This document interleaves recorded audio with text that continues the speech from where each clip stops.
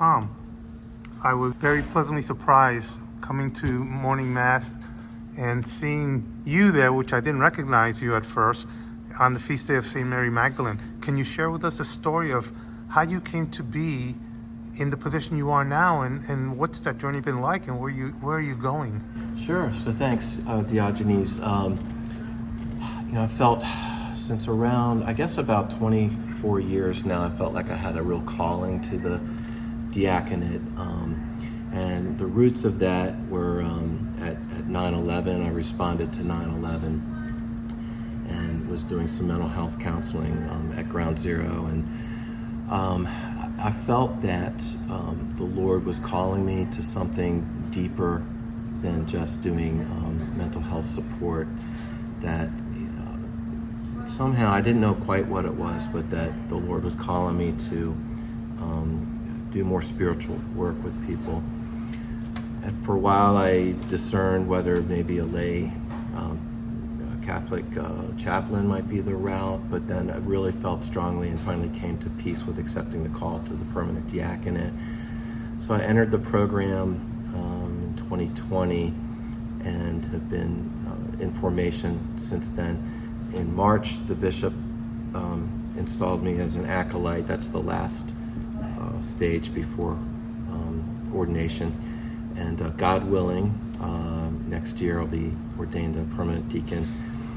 I've been involved with some ministries. One has been Project Rachel in the diocese, which involves women and men that are healing from the wound of abortion. And I've been in a supportive role there. It's a healing ministry. And so I did a communion service there. I led one, and Father Chris asked me to lead a couple here, and I was just delighted to do it and to get some experience toward becoming a member of the clergy.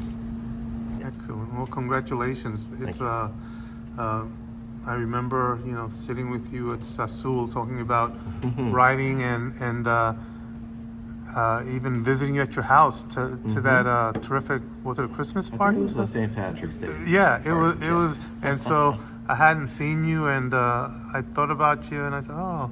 And then today when I walked in there and saw you, and when you introduced yourself, it was like, oh my goodness, what a great surprise. So I wish you the best, and thank you for being there today on the feast day of St. Mary Magdalene. It's kind of really appropriate, I think. Yeah, she was really a missionary, maybe the first real missionary, bringing forth the message of the resurrection. And in a way, I feel called to mission. This is, a parish that has a strong sense of mission across the board. And so it's a great fit for me to be here and to be more active. And so, yeah, she's a beautiful saint, and she's actually and I mentioned the ministry. I've been involved with Project Rachel. She's actually the patron saint of that ministry. So no coincidence that this was my introduction to the parish in terms of communion service, that it would be on this day. And what does your wife think about your journey? She's been very supportive. She had some doubts when the kids were younger, when I first was discerning this, but now the kids have flown the coop.